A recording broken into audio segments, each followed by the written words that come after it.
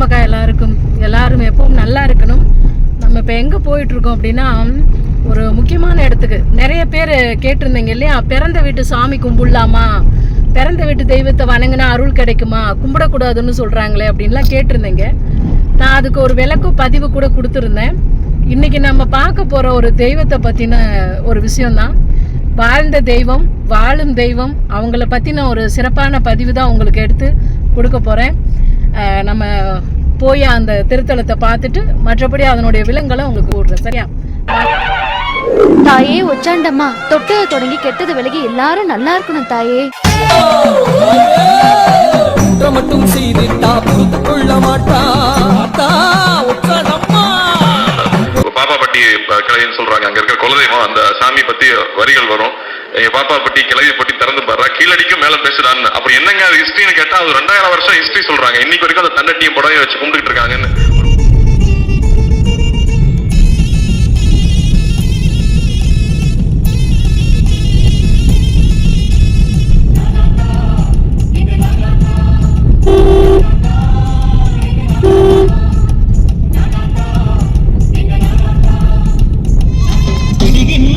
அதிகாலை அவள் ரூபமே, அழகான செவ்வானம் அவள் ரூபமே. பிடிகின்ற அதிகாலை அவள் ரூபமே, அழகான.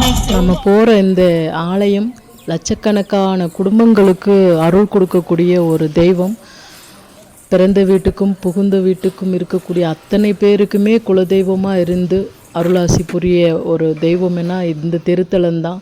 கல்யாணையும் கரும்பு தின்ன வரலாறு படைத்த ஒரு தெய்வம்.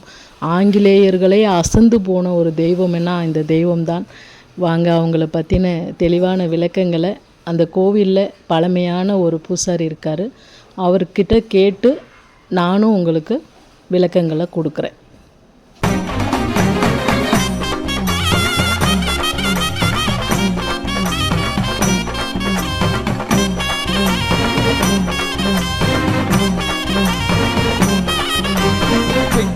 பெட்டி வருது ஆட்சி பெட்டிடா, இது பாப்பாப்பட்டி பத்து தெய்வ பெட்டிடா.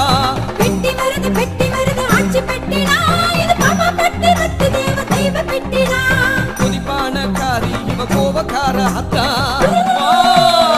என்ன சொல்றாரு அப்படின்னா, அம்மா தன்னோட, அதாவது கணவரோட தம்பி மனைவியோட தன்னோட தகப்பன் வீட்டுக்கு பொங்க வைக்கிறதுக்காக போயிருந்திருக்காங்க.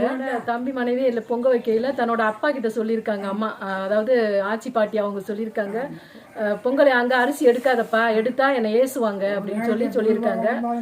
ஆனால் அவங்க அப்பா எல்லார்ட்டையும் எடுக்கத்தாமா செய்வோம்னா அவர் வீம்பா எடுத்துட்டாரு. உடனே அம்மா கோவம் அவங்களோட பொங்க பானை எடுத்துக்கிட்டு வந்துட்டாங்க.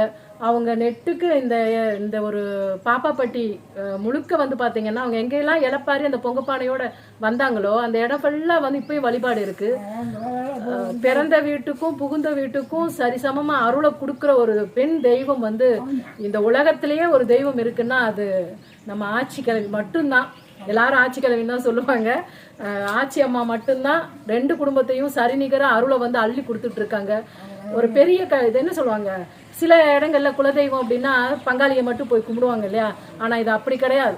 இது எத்தனை ஊர் இருக்கோ அத்தனை ஊர்லயும் அவ்வளவு ஜனங்கள் இருக்காங்க. ட்ரெயின் பாதை எதுக்கு அடைக்க முடியாது, நீங்க திருவிழா நடத்த நாங்க இது பண்ணணும்னு அப்படி பேசும்போது அம்மா கல்யாண கரும்பு தின்னும், நான் பூசு பெட்டி அழகா எடுத்துட்டு வருவேன்னு உத்தரவு கொடுத்து அந்த கல்யாண கரும்பு தின்னதை வெள்ளக்காரங்கள்லாம் நேர்ல பார்த்து அப்பத்துல இருந்து இப்ப வரைக்குமே ட்ரெயின் பாதை அடைச்சிடுவாங்க இங்க திருவிழா அப்படின்னா. ஆமா, நிப்பாட்டிடுவாங்க. அந்த அளவுக்கு அம்மாவினுடைய சக்தி அவ்வளவு இருக்கு. ஆனா நான் நிறைய இடங்கள்ல பார்த்திருக்கேன், குலதெய்வம் அப்படின்னா ஒண்ணு பிறந்த வீட்டு குலதெய்வம் இல்ல புகுந்த வீட்டு குலதெய்வம். ஆனா 2 பேருமே பூசை பண்ணி 2 பேருமே இங்க சிறப்பு செய்யறாங்க அப்படின்னா இதை விட ஒரு அற்புதமான ஒரு விஷயம் பெண்களுக்கு கிடையவே கிடையாதுன்னு நான் நினைக்கிறேன்.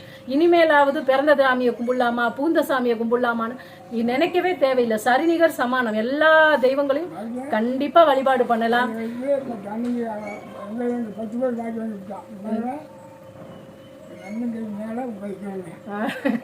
அதே மாதிரி முக்கியமான விஷயம் ஐயா என்ன சொல்றாருன்னா, தன்னோட பிறந்த வீட்டை விட்டு கொடுக்காம அம்மா என்ன சொல்லி இருந்திருக்காங்க அப்படின்னா, இன்னொன்னையும் கூட சொல்ல மறந்துட்டேன். அப்படி பொங்கப்பானை தூக்கிட்டு வந்து இலப்பாருன இடமெல்லாம் இப்ப வழிபாடு பண்றாங்க. அதே போல அம்மா வந்து இங்க புதையில வந்து மறைஞ்சு போயிட்டாங்க பொங்கப்பானையோடயே.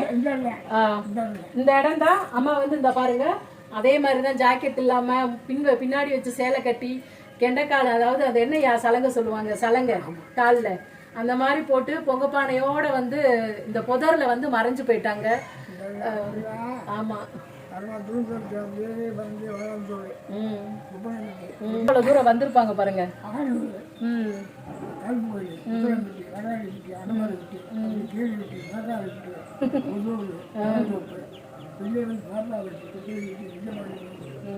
தன்னோட பிறந்த வீட்டை நான் என் பிறந்த வீடு மேலையும் புகுந்த வீடு கீழையும் எனக்கு பூஜை பண்ணி அருளாசி பெறுங்கன்னு அம்மா சொல்லிட்டு போயிருக்காங்க. பெண்கள்லாம் பிறந்த வீடுதாங்கிறதுக்கு இது ஒரு பெரிய உதாரணம். தின்றுவாங்கன்னா பிறந்தவங்க மேல, கீழே வந்து புகுந்த வீட்டுக்காரங்க. ஆமா ஆமா, அம்மா வந்து பிறந்த வீட்டு அந்த அளவுக்கு, பெண்களுக்கு பிறந்த வீடு தான் முதல்ல, அப்புறம் தான் புகுந்த வீடு. அந்த அளவுக்கு ஆமா, அந்த காலங்களே தன்னோட அண்ணன் வீட்டுலதான் விபூதி கொடுப்பாங்களாம், புகுந்த வீட்டுக்காரங்க கை கீழே ஏந்தி வாங்கணுமா. அப்படி சொல்லி இப்ப அந்த வழிமுறை தான் இங்க நடந்துட்டு இருக்கு. ஆமா ஆமா, அதே போல எத்தனை பேருக்கு குழந்தை பாக்கியம், திருமண பாக்கியம். அப்பப்ப அந்த மணிப்பூராமே குழந்தை வர்றதுக்கு தானையா தொட்டி கட்டி, எவ்வளவு தொட்டி கட்டி போட்டிருக்காங்க. இந்த திருவிழாலாம் பாத்தீங்கன்னா ஊர் முழுக்கவே வந்து டிராபிக் தான், பஸ் வகத்தையெல்லாம் போகவே முடியாது, அவ்வளவு சிறப்பா கொண்டாடுவாங்க.